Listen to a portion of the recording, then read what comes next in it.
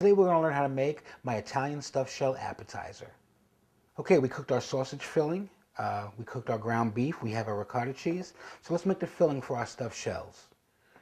Okay, we're going to take our ricotta cheese and put half of it in with our sausage, the other half of it in with our ground beef, and we're going to stir each one up, stir the ricotta cheese in with the sausage.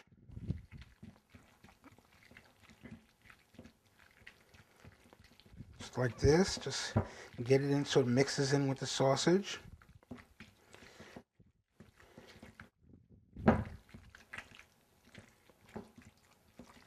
Just like so.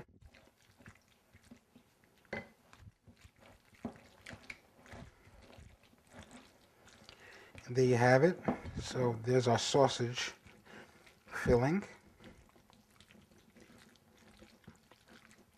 And then we're going to do the same with our ground beef. I'm going to mix in the ricotta cheese. And it's just somewhat like making lasagna, but we're not going to put, usually when I make lasagna, I put, with the meat, and I use ground beef and I don't use sausage in my filling. Although you can do that, that would probably taste really good actually.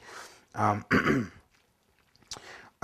we I usually put sauce, some pasta sauce in with the filling, but we're not going to do that because I don't want pasta sauce in it. It's just, the pasta sauce is going to go on the top and very, very little. We're going to use some marinara sauce on the actual top of the shell, but the filling for the stuffed shells are just going to be the actual meat and the ricotta cheese mixed in nicely.